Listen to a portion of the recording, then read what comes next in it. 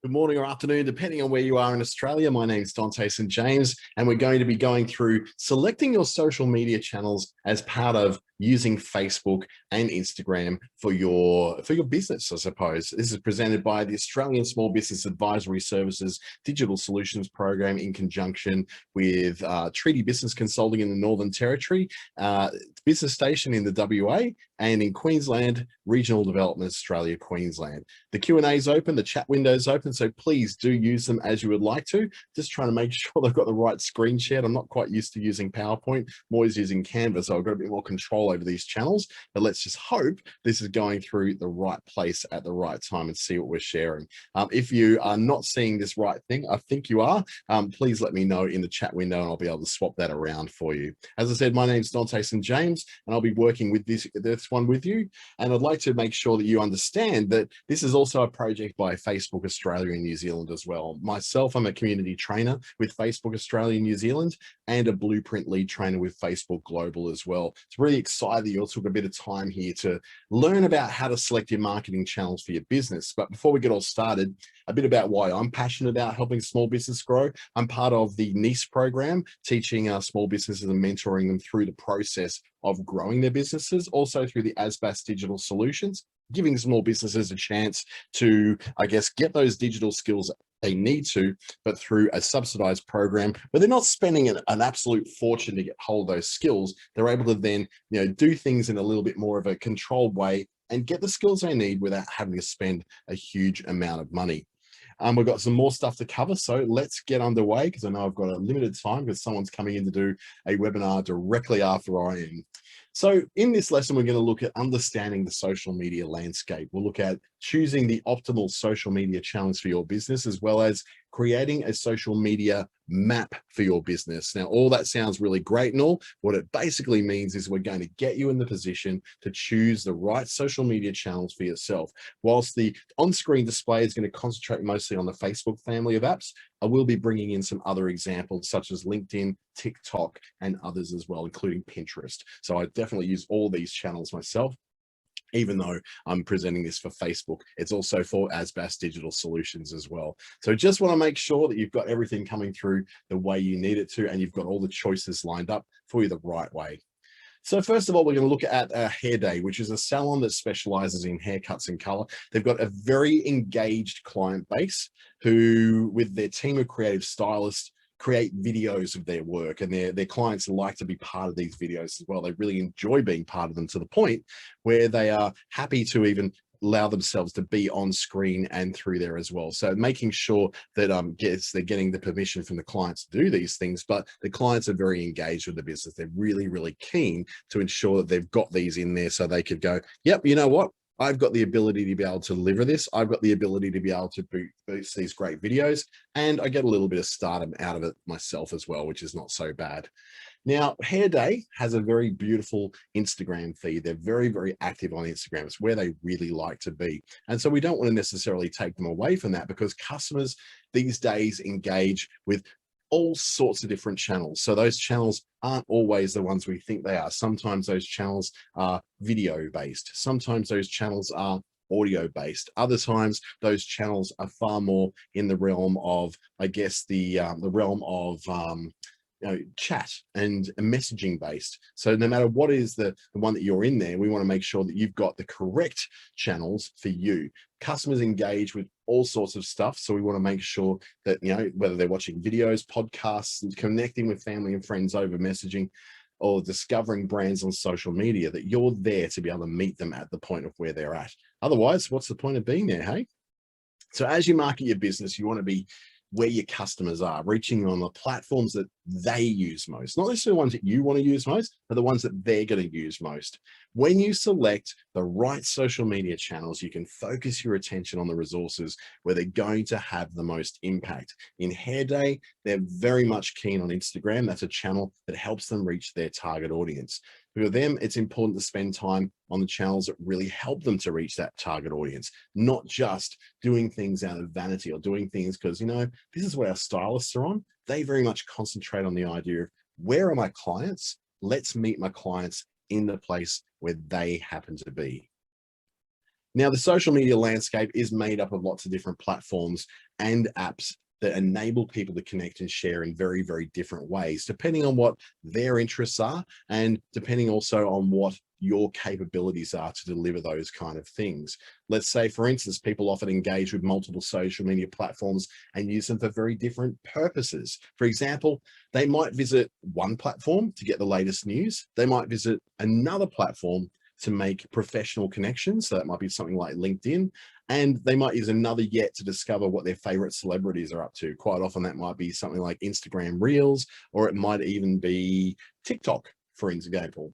It's all social media platforms are unique. They have different formats that are often to do with different ways of delivering their posts. So those posts could be written, those posts could be video, those posts could be just graphics and photos. And of course, different audiences are in different places as well. So it's important to make sure that you're picking the audience and the platform that suits who you want to reach. So first of all, you need to create a bit of a goal and select the platforms that are aligning more with your goal for using social media, not just for some vague thing of, oh yeah, my friends tell me I really should be on Facebook. For example, you might want to grow a bit of awareness or reach some brand new audiences that you've never reached before. Or you may have a goal to engage with the customers that you're already reaching, or it could be to increase sales and actually get those conversions going way, way better. Or it could be providing customer service and support, and Instagram, Twitter, and Facebook Messenger are all really, really good for that. Or maybe it's a mix of all of these things. It doesn't matter what your specific goal is. You'll find the right channel to help you to reach that actual goal. So don't be too obsessed with trying to find the one channel to rule them all. You can actually use lots of different channels for lots of different purposes, depending very much upon what it is that your customer, that your audience wants to do and where they're going to interact. So Hair Day's goal, for example, is to reach new clients who are interested in bold hair colors, bold hairstyles, people who, I guess, want an edgy look to their hair. So they're not looking for people like me who don't have hair. They're looking for people who want bold hair colors. That's what they do. So in order to determine the right channel for your business, and Hair Day goes through this as well, it helps to define what kind of people you want to reach. Otherwise, if you don't make that definition, you're kind of just throwing stuff out into the dark and hoping that someone picks that up for you. This is what we call your target audience. So to determine the right channel for your business, the target audience is the people you want to reach.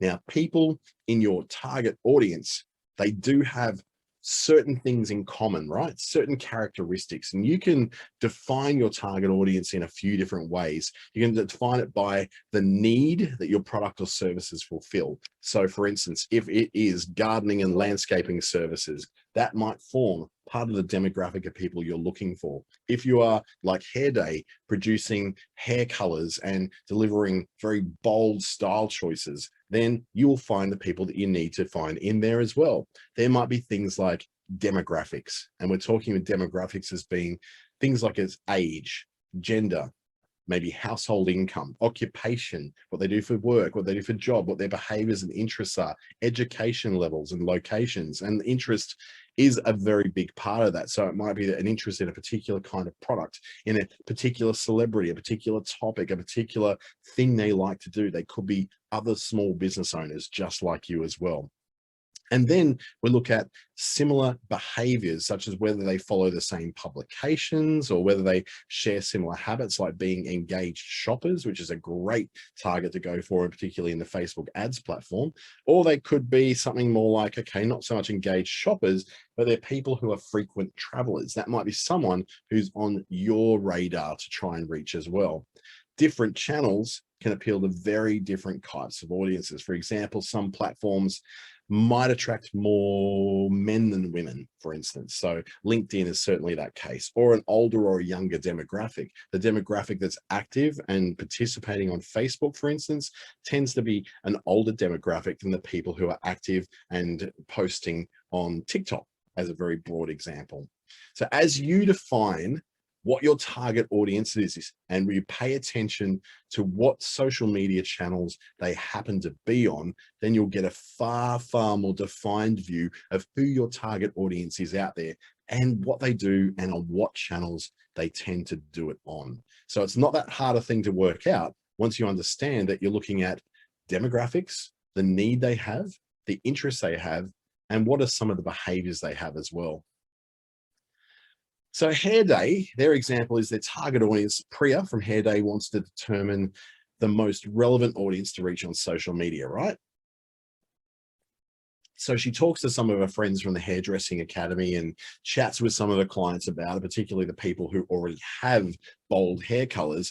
And this gives her a whole bunch of research she can move forward for to help her get a better idea of what kind of people might be interested in her new home hair dye kits. As part of the whole COVID thing, they may have suffered from some lockdowns. Maybe they were a hairdressing salon in Melbourne that was closed for about 6 months and couldn't take clients. In that case, then they produced something which got them around that home hair dye kit so they could post out to people.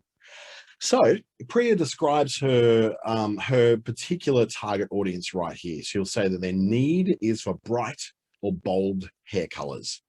Their demographic, she tends to find, are between age 23 and age 35. The target gender tends to be women because they tend to look after their hair a little bit better than people like I do. Household income is $40,000 and above. And the occupation is around about that sort of young professional. So they're not necessarily partnered or married or in kids and all that. Young professionals still building their careers, a decent household income, but not a huge one. They're women and they're quite relatively young. And they have certain kinds of interests. Those interests can be, unsurprisingly, for someone who wants bright, bold hair, fashion. Hair and nail trends. So they like this, so they like nice bold hair. They may want very bold designs on their nails as well. Or they may be interested in something like celebrity style. And that's a way for them to track some of the things they're after. Behavior wise, Priya from Hair Day has decided that she wants people who read fashion magazines because they're much more likely to be influenced by celebrity style there. People who follow fashion related Instagram accounts, that's a pretty good tell that those people are interested in both fashion and things that are bold and new and fresh. And the people who tend to shop at small boutiques rather than big box stores to buy their fashion. They want to find things that are a little bit more one-off, a little bit more bespoke, a little bit more different, so that matches. So the idea of the bold hair color is someone who likes to stand out. They like to be a little bit different. They want to be that little bit edgy. In fact, Priya calls this particular target audience edgy young professionals based upon all those behaviors, the interests, their demographics, and what their need is. When you consider which social media channels you're going to use for your business, then think about what type of content you're actually going to share. For example, it might be video. Are you capable of delivering video? Is video what your audience are really, really into? Or it could be images. They might be really looking for great, bold, colorful images that really stand out on a page and show you that you've got this ability to create those colors in their life as well. It could be text. I know in LinkedIn, my text-based posts well outperform my picture-based posts and even my video-based post. Or it could be a combination of text and images, maybe text and video, or maybe even, just text, just video, or just images. You can observe how people engage with each of those pieces of content on each platform before you decide which ones make the most sense to you.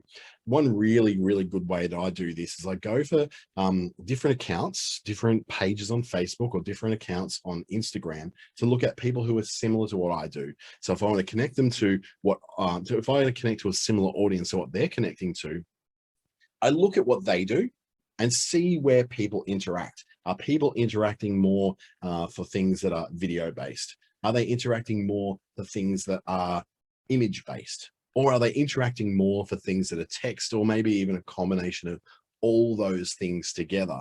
That way I'm working out to go, well, you know what, if they're reacting more to videos, I probably need to produce more videos as well if I want to get that similar audience.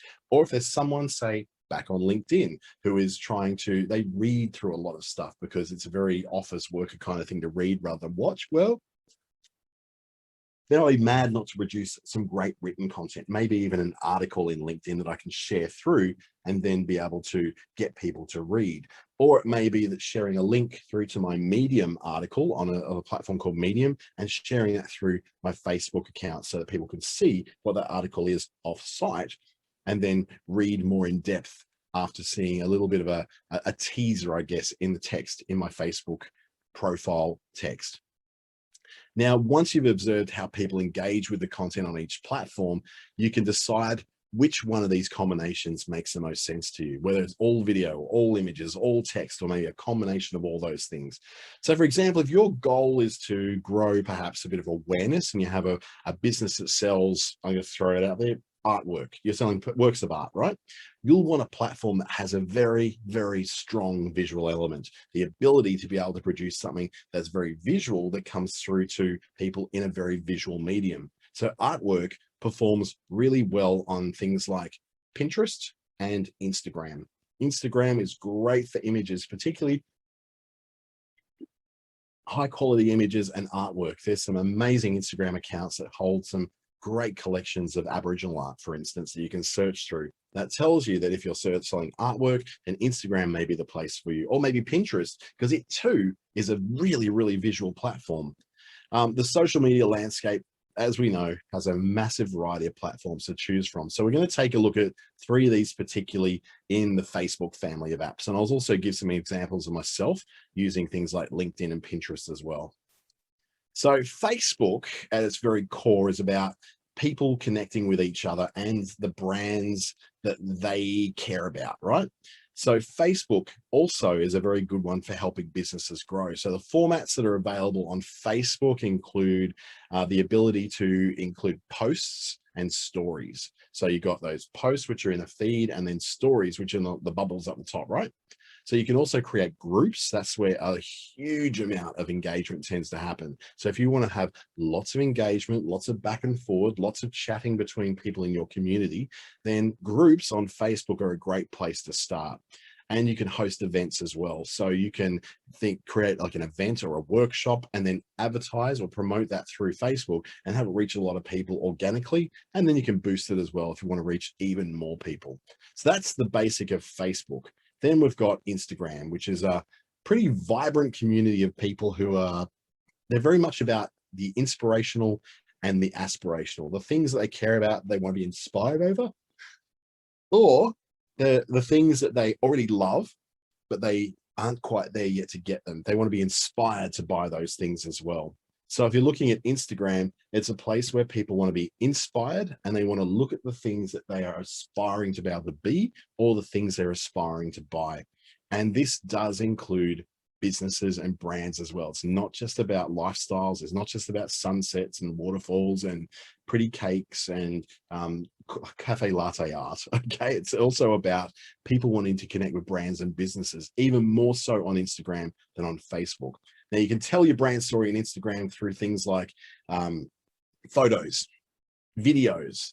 You can edit. There's a whole bunch of in-app tools. You can use Boomerang to do really cool video effects. You can use layout to lay out different elements in a collage. You can use tons of other off-platform and off-app things to design really nice looking posts and really nice looking stories. For instance, you can use Canva as a really good way of creating not just still image shots to put on Instagram, but you can also create video shots in the right kind of proportions for Instagram stories or for regular Instagram square images going on a feed. So you can use the in-app tools that are specifically made to help you do that. And there's also Instagram Reels, which I've really got into lately. It's like taking short, sharp bits of video, stitching it together to form one 15-second kind of video that then goes out, matches it to music, and then off you go. Just a short note on that though, if you are in an Instagram business account, you won't be able to use popular music. You'll only be able to use stock music. So the difference will be between you choosing something which is called Storm's Eye by some production company, or choosing the latest Justin Bieber song as the soundtrack to what you're doing. The one way for you to get around that, if you're looking to use popular music, set yourself not up as a business profile on Instagram, set yourself up as a creator profile on Instagram, then you'll still have access to music. There are other things that may or may not be, you lose access to or have different sort of levels of access to, but overall the access for someone who has got a business account or a creator account is pretty much the same. You can tell your brand story on Instagram through those tools, but I also like stories. Stories are really interactive. They're really fun. They're whimsical. They got stickers on them. They're animated. They got motion. They seem to connect with people in a whole other way that I think is deeper than just simply having pretty pictures that you're posting on a feed. When you're just posting pretty pictures on a feed, I don't know, you're kind of going through this story thing where you're just becoming very boring and very repetitive, as opposed to doing those things that are like right here, right now in the middle of where people are at, and for the short attention spans that they do tend to have online as well. So it keeps you nice and short and nice and sharp, and keeps you in a place where you're producing stuff which is entertaining and engaging and keeps people coming back for more. So that's Instagram. Then we look at WhatsApp. Now, WhatsApp is a way for you to sort of stretch out beyond just Australia, and you want to reach people into other countries as well. It's a very global audience, whereas the equivalent for Australia is probably Facebook Messenger, right? So Facebook Messenger tends to be the very popular messaging platform for Australia, New Zealand, South Africa, Canada, US, UK. Generally, the English-speaking world really likes Facebook Messenger. The rest of the world likes WhatsApp. So you'll find in Japan uses Facebook Messenger as well, but you'll find places like Vietnam, India, Thailand, Indonesia, the Pacific Islands, South America, most of Europe are mostly on WhatsApp. Even Africa is really heavy WhatsApp users as well, although there's a big influence on the Chinese app WeChat as well, particularly in places like Nigeria and the Congo, where you'll be able to reach people on those particular apps. But when it comes to WhatsApp, it is a way to connect with a far more global audience. And you can use it to build a bit of a business presence. You can send people information directly and respond to customer inquiries. WhatsApp, you can have either a business account or you can have a regular everyday personal account. You probably noticed that in Facebook lately, you may have been prompted on your page to connect your WhatsApp account. So if you don't have one, it's an opportunity to add in an extra way that people can contact you.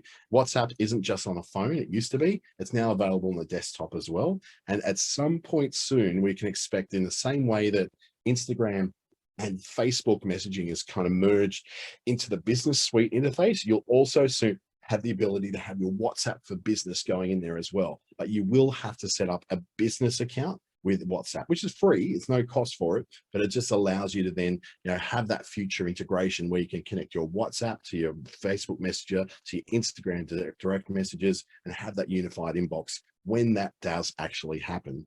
So WhatsApp's all about sort of text-based messages. It's messages where you can send photos, you can send GIFs, you can send videos, but it's very much based around a one-to-one conversation or a one-to-a-group conversation. It's not really a broadcast platform in the same way that Facebook and Instagram are, where you're sending out a message that's going out to lots of different people and no one in specific, but lots of different people in, say, common groups or customer groups or something like that.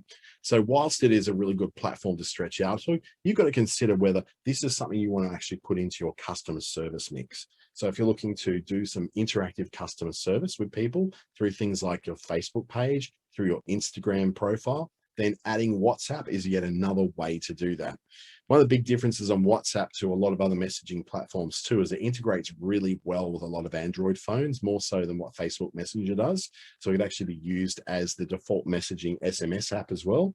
So, and the other thing with that WhatsApp too, it's based on real world phone numbers. So as Facebook doesn't necessarily require you to have a phone number, even though it kind of makes sense since you've got a mobile phone. If you've got a business mobile phone number, that's what you'll tie your WhatsApp against as well. So there's three particular platforms, I guess, that are common in the Facebook family of apps. But I would say before I move on to this next slide, that we talk also a little bit about some of the other apps that are available and what they're all about. So LinkedIn, for instance, has typically been regarded as a bit of an online resume, but it's very much about the content now. I produce just as much content and consume probably more content on LinkedIn than I do on Facebook these days, because I am a business that sells and educates other businesses. So therefore, it makes sense for me to be on the B2B platform as opposed to a business to consumer platform. And then you might look at it then and go, okay, well, I want to be able to reach those businesses with an ads platform. They have that at LinkedIn as well. So what are some of the things that I've noticed with using LinkedIn? The ability for you to be able to reach a lot of people really quickly and easily, much more than what you generally do when you're trying to post something businessy to Facebook. Now, there's a very good reason for that. People on Facebook are not there for your business. They're not there to find out about business. They are just there to connect to family and friends, have a bit of fun, see some funny videos, watch some cats falling off skateboards whilst on a street, or fail videos. They're just looking to be entertained or connected to family and friends. When you go to LinkedIn, that's not a family and friends platform. That's a professional networking platform. So people are a lot more open to hearing messages from businesses, particularly if that business is smart enough to not just go sell, sell, sell, sell, sell, sell, sell. They are going to go through that magic thing of engaging, educating, and exciting, the three main kind of posts. Engaging posts that are getting attention and getting reactions for it. Educational posts, which are bringing a piece of information to someone that wasn't previously in their minds. And then finally, the exciting post, which is something new about your business. It could be a product, it could be a new service, it could be a price point, any of those things that are going to lead to, I guess, some kind of sale. And they very much, those three E's, work with the sales funnel of the idea of awareness, consideration, and conversion. Awareness, you might use, at what they call the top of the funnel, the top of the sales funnel, is using a platform to engage with people, to let them know that you exist and you do something. At the middle of the funnel is what we call consideration, when people are looking to compare you with other people. So that's where your educational posts will come in. You're providing a little bit more information on your product and service than your competitor is, then you are more likely to be higher in that consideration time for when they're choosing a product or service like yours. And then finally, at the conversion point, you're delivering some reason, something new, some reason or reminder of what your point of difference is, or why someone should choose you over your competitor. So as we go back to our example, which is of this business called Hair Day, where they're selling their bright, bold hair color kits, and they wanted to get them out to some people who may be in lockdown situations and all that. Priya from Hair Day has a goal of reaching new potential clients who are looking for that bright or bold hair color. We covered that earlier on. Priya also knows that she wants to reach what she's defined as being edgy young professionals, which are Hair Day's core target audience on social media. Since the Hair Day team also likes to create a lot of these how-to videos, so the educational videos, and take photos of their work, Priya knows that this will be the format that a team will be posting how-to videos ahead of other things. So Priya's decided that she wants to focus on the Instagram platform. So to determine the right social media channel for your business, you use these three main steps. Your number one, define the goal for social media for your business. Then next, you determine the audience you want to reach. And then third, choose the content format that's going to help you to accomplish your goals. So you'll use a template much like this one. I'll probably tell you to take a screenshot of this. I think it'd be a really good idea. So you get an idea that you're looking at the goal, what you want to achieve. So in Priya's case, that might be to sell more color kits.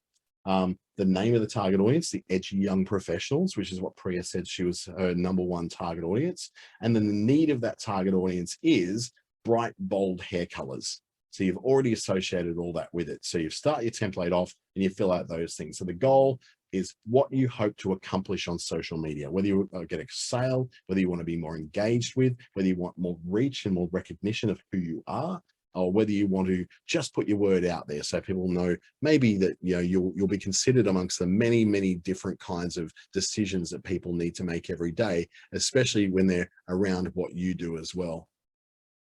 So then once we determine what it is we want to achieve on social media, then we look at a descriptive name for the target audience. So what are we calling? In the case of Priya, that will be edgy young professionals. So what's yours? Yours could be working mums. So that's that would be great. That could be a really good way of doing it. So that means that you're able to reach working mums as a particular target audience, or it could be men from 45 to 55 going through preparing for retirement.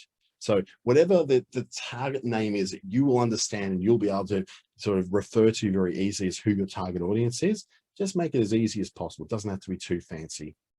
Now we're going to determine the need that your business is trying to fill. So we're going, what it is that you're trying to deliver. In Priya's case, that is providing bright, bold hair colors in a kit that people can do from home. They don't have to go to a salon to do that. Yours could be providing coaching service to enable women to have much more power in their lives. Yours could be providing consultancy services to help people make better decisions about their financial future. Whatever it is that you happen to do, that's going to be the need that your business is trying to fill. And with this template, you want to fill this out so you're able to determine what it is you're going to do and where you're going to do it. So when you define these things, you're doing the background work to make sure you're making the right decisions to do these. Just a reminder too, if you do have any questions along the way and you're on Zoom right now, please pop them in the Q&A or in the chat window. I'll get to those as soon as I can. And if you're watching on YouTube, please pop those questions down in the comments below and we'll be able to come back to you within 24 hours with some answers about what we're looking for. Also, if you're on YouTube, just quietly, just subscribe to either myself or the Business Station channel so you can get some more updates from what we're producing. At the moment, I'm doing about 5 of these a week. So I'd love to see you on more of these if you're happy to, I guess, explore a little bit about how to digitally grow your business. Now, back to our audience demographics. This is where you're going to narrow down the audience we want to reach on social media. So different social media channels, as you already probably know, have very different audiences. Your average woman from 35 to 45 is not going to have much of an interest on a channel like TikTok, but she will be very interested in channels like Instagram, still aspirational, still inspirational, still connected to other amazing women who she may be looking at as mentors in her life. So who you want to reach then determines which channel is right for your business. But until you fill out these details and know who it is you're trying to reach, what their age is, what their gender is, what their sort of income level may be, their education or what they do as an occupation, where they're located, that will tell you who you're trying to reach. If you're trying to reach people who are in Indonesia through Facebook Messenger, you're probably going to miss it because they're not on Facebook Messenger, they're on WhatsApp. If you're trying to reach people who are arts and crafts people who are in America, you may have trouble competing through some of the noise that's going to go on through, say, for instance, the idea that that arts and crafts people would be on Facebook, but it's very competitive. So you might go to somewhere like Pinterest, for instance, which in Australia is not that competitive. It's also not that hugely used. In some of the biggest cities, Sydney, Melbourne, Brisbane particularly, it's actually quite well used for people who are in the arts and crafts community. So you might go, that might be the channel that I'm going to point to. So if you're wondering how to identify your business's target audience, here's a few ways we can do to approach it. First of all, talk to your current customers. They are a wealth of knowledge for you. Ask them about the things that they do outside of the thing that you provide them for. So if you're cutting their hair, ask them what other stuff they do. There's a very good chance that if they all tend to be sort of into this one kind of thing, that your future potential customers may also be into that thing. Also, monitor your competitors. I do this all the time. You monitor your competitors and pay attention to the kind of audiences that they're attracting. Now, not your small, unsuccessful competitors, the ones that you're up against that do really, really well. In every town, in every city in Australia, there's that one competitor you've got, which you go, oh my God, I wish I could be more like them. It'd be so good if I could be more like them. So you can be, you just got to be not copying what they do, but be inspired by what they're doing and how they're reaching it. If people are interacting so much with their posts, that gives you an idea of the kind of things you should be posting in your own style, of course, not just copying their posts. That would be plagiarism. Then you can talk to people who may have some kind of interest in your product. So friends who have some interest in what you do, that might be a good place to start. Or maybe even strangers, like, and I'll say strangers, not something to walk up someone in the street and say, hey, what do you think about scented candles? So that's going to be creepy. So what you probably need to do is be more in, say, business networking situations. When you're out to drinks with the girls or go out to drinks with the guys, ask the person who's been talking to you, is like, hey, look, I've been trying to do a bit of research into my business and understand the kind of people who'd like the stuff I do. What do you think of X? And you can get some feedback like that. Now, as you would know, being a business owner yourself, we never really turn off or tune out from being business owners. It's something which just sort of we go on with all our lives. It doesn't really go away. So this is a really good opportunity for you to, I guess, bring some formality of business into those pleasure times as well. When I was when I used to be a radio announcer, I used to carry around a notepad in my back pocket. This is before the time when you had mobile phones that could do that for you. And I have a little pen and a little notepad in the back pocket. And if I'd see something that was interesting that I could use on the radio the next day, I'd jot it down. So the same thing is that you're taking your business into the big wide world as well. Now, sure, we all need some downtime. I do get that. But the reality is if you're in your first year or two of business, you're not getting a lot of downtime anyway. Your life pretty much is going to be about your business. So yeah, there's ways for you to use, you're not trying to get someone interested in your business. You're not trying to sell someone something from your business. All you're trying to do is do a bit of market research and understand what it is that people like and want. And when you talk to people about their opinions and what they like a lot, it's funny how they just open up and tell you all sorts of stuff. So now we're going to choose the format that we want to deliver those messages using. So if you're going to use video, for instance, or you're going to use something more like video or images or text or a bit of a combination of all those, put that on your template and highlight whether that's something you want to do as well. So choose if it's video. If it's video, then great, stick to video. Although you might find that you can't really keep up with doing video all the time. You might need to vary between video and images sometimes, because look, video can be, a little bit hard to do. So you might want to, maybe not do the whole video thing all the time. Just do maybe a video once a week, and twice a week do an image accompanied by some text. Now, you can use your business goal and your target audience to then go and determine what are the kind of visual formats you're going to use and what channels are going to be right for your business. So all this stuff you've done on your template, all this background thinking you've done about how you're going to do it, gives you then this framework to move forward with, which says, this is my goal, this is my audience, this is what I'm going to use to reach them, and this is the channel I'm going to put it on. Which gives you then the idea of going, well, what is the right channel? Is it about Facebook, where it can help me build community and increase sales to my business? Is it about Instagram, which helps me get discovered by people who are not necessarily looking for what I'm looking for, but they have a vague interest in it and they want to see that? Or increasing your brand awareness, which is great on Instagram because the organic reach is still so high there. Or it could be WhatsApp, which helps you to communicate better directly with your audience or directly with your clients. Because there's not just that first sale that's coming in, it's the follow-up sales, the upsells and all that. If you can reach out to someone through WhatsApp and actually say to them, okay, look, I know you ordered this from us last time, just letting you know, we've had new fragrances come in that you might be interested in. Here's a link, have a great day. That sort of thing. So WhatsApp is a lot more forgiving with the idea of people having a business communicate with them than, say, using something like Facebook Messenger, where people feel a little bit like, oh, that's feeling really, really creepy and very, very unwelcomed in my life. Now, the different formats you can use can also help you to accomplish very different goals in your business. So by sharing, say, photos to capture your audience's attention, that may be going, okay, I'm just going to use photos because I just want people to see a photo and go, wow, I love that photo. Wow, that photo looks amazing. You could be using text to educate people and inform that audience about the finer parts of your business, or the details about what it is your services provide. Now, when it comes down to this particular one, be aware of what I call TLDR, too long didn't read. When you have great big lots of text, particularly in a world which is increasingly dyslexic and it has a decreasing amount of, the idea for sorry, I just completely had a brain meltdown then.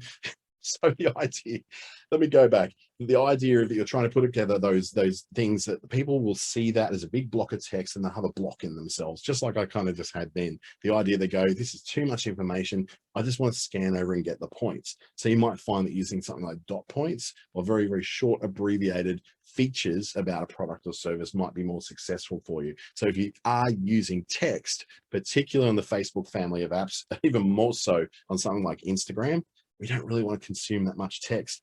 Though, if you're doing it on LinkedIn, text still does really, really well. So depending on the process you're going through, the channels you're going to use to get across your message and the formats of your messages that are going out. So whether that's photos, videos, text, or a combination, text, be careful of. Don't overdo the text because honestly, most people are not interested in reading on social media.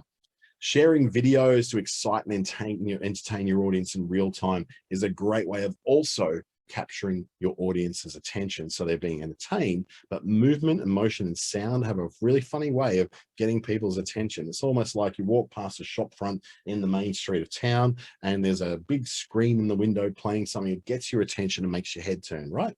Or the idea of, say, going to somewhere like Times Square in New York City, there's a whole thing full of videos and flashing lights that are there to get your attention.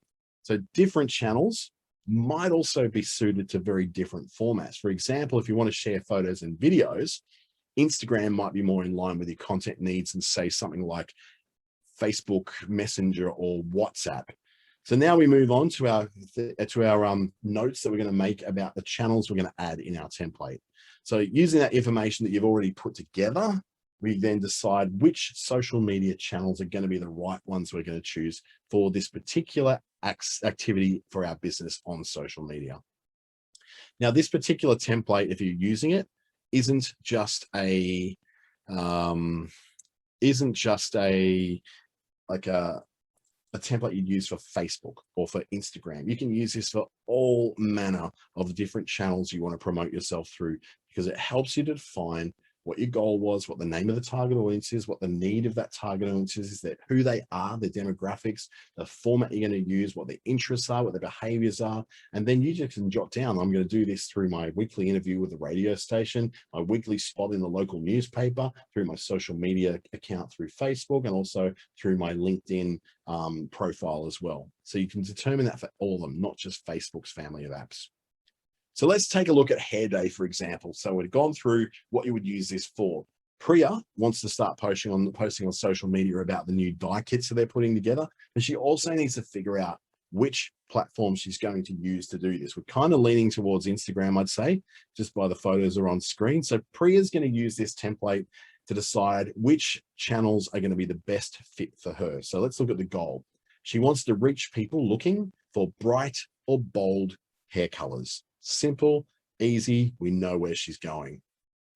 Then she wants to add a bit more information on it about edgy young professional, which is her target audience. That's who Hair Day wants to reach. So she's now defined that.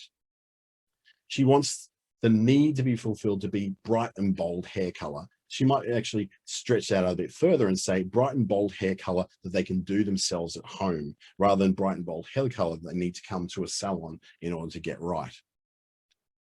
Then the demographics, she's determined that they're between 23 years old and 35-year-old. They're just about almost all women.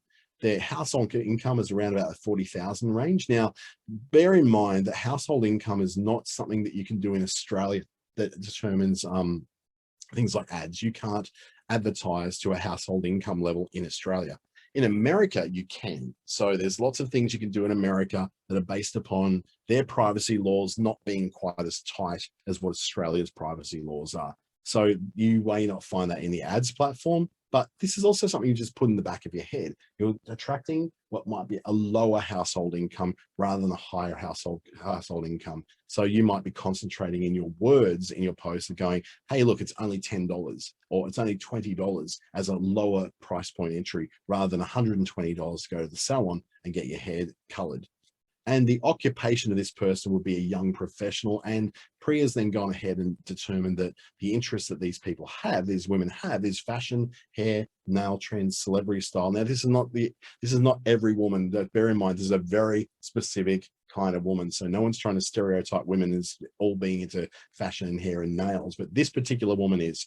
And their behaviors include things like fashion magazines, following fashion-related Instagram accounts, and shopping at small independent boutiques rather than the big box stores.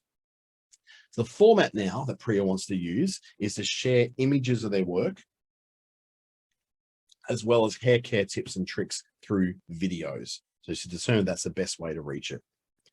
Now the channel, for now, Hair Day wants to decide to focus their attention on Instagram. So she said, that's where we're going to put our attention. That's where we're going to put most of our energy. Not that they're not going to do anything else, but for this particular campaign, she wants to work on Instagram. It's a good channel to share the content they want to create with the images and the videos. So it really, really suits what they're doing. However, the team has also noted that Facebook might be a good channel to consider in the future, but their focus for now is on Instagram. So now we're going to take a look at another business called Lucky Shrub.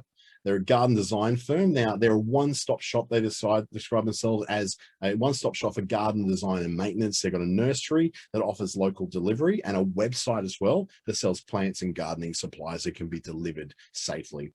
So Karen, who's the owner of Lucky Shrub, wants to reach more people interested in garden design. So she's going to go through this same process.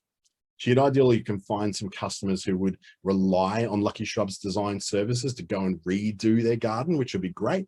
And then they can then go on to become maintenance clients. I just bought a electric scooter today. This electric scooter, myself, I paid up front for it to get it. And then they include a $5 per service charge. So I can go back as often as once a week if I want to have the battery cleared out and recharged up, to have everything maintained, oiled, and making sure that everything's running nice and smoothly. So I'm like, you know what, for $5 a month to get that service for someone just down the street, I can take my scooter down there and get it serviced. That sounds like a really good deal. So ideally, you'd want something, you know, maybe that gets across an idea that you can do one piece of work and then have maintenance work afterwards, just like Lucky Shrub. So let's see what Karen's social media map is going to look like. And that's what this whole thing is called. This whole template is a social media map. So Karen's is going to look like she wants to reach customers interested in garden design for their home. That's a really simple one she wants to do. Once she's got that, she goes, I want to reach an audience that she's calling garden designers. These are people who might be interested in maybe landscape architecture. They might be interested in architecture magazines, modern design, gardening as well would be an obvious one. She's determined that the people she wants to reach are between 35 and 54. They could be men or women. Their household income is quite a lot higher, $175,000 plus per year. People who have quite a lot of disposable income to be spending on their greatest investment, which is their home. And of course, a garden is part of your home. Their occupation is that at this stage of their life, they are professionals. Their education was through university, so they've educated themselves and gone and graduated from university. And these particular customers are also interested in native plants. So in terms of maybe behavior, many of the people in this target audience have recently maybe bought a house or an investment property, right? So Karen guesses they're probably going to enjoy The Block, home improvement shows like that, or House Rules, or My Kitchen Rules, and no, probably like everyone else in Australia, Married at First Sight, right? So Karen guesses they enjoy those kind of things. They read a lot of things like architecture and design magazines online and offline. They like to pin and save design pictures and things like Pinterest, or even on a vision board at home on a pin board. And they like to browse a lot of design related websites and watch a lot of things like Grand Designs on Foxtel or something like that, so they can get a few more ideas for their home and garden. They're very, very into that sort of thing. They're very invested in their home. So the formats that Karen reckons that she's going to be finding these people through is a combination of videos and images. So she plans to use snapshots, videos that show the design process, short clips that she takes while she's working. So showing how to transfer a cactus safely from one pot to another, or how to replant something. She might also look into the channels that she thinks that, after determining sort of what she's doing with videos and images, she wants to put her content on both Facebook and Instagram. She hopes that people who are interested in garden design might discover her on Instagram, and then she hopes that Facebook might be a place where people can go from discovering through to the buying process and actually buy something through her Facebook shop. And it also gives her an opportunity on Facebook to open up a community through a garden design group or being involved in other people's garden design groups as someone who can offer some advice and direction on how to use those. So let's do a quick recap, because I've got to get out of this one right on time, or before on time, because there's another webinar coming up straight after it. So we'll recap. Think about where your audience is spending their time on social media. That's going to help determine what social media channel you're going to have. It may not be Facebook, Instagram, or WhatsApp. It might be Pinterest. It might be LinkedIn. My particular business gets so much more reaction through things like LinkedIn than what it does through, say, Facebook or Instagram, because I'm advertising myself and promoting myself to businesses rather than to direct consumers. Then choose the channel that's best suited to what your goal is for your business. So you're choosing the channel that matches that. For me, that might be LinkedIn. For someone else, that might be Instagram stories. For others, it could be TikTok if they're trying to get an idea or a very cheap consumer product out there to millions and millions of people who might think it's cool.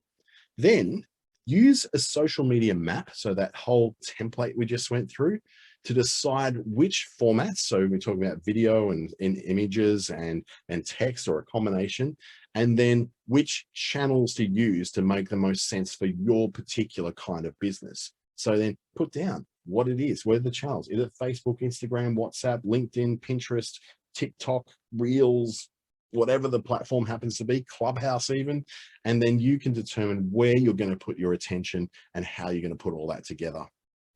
Now, we've had no questions come up today, so it's been nice and clear one. So thank you so much for taking part and making sure you're being very clear on what you're trying to get out of today. My name is Dante St James. I'd like to thank you for joining me this morning / afternoon, depending on where you are in Australia.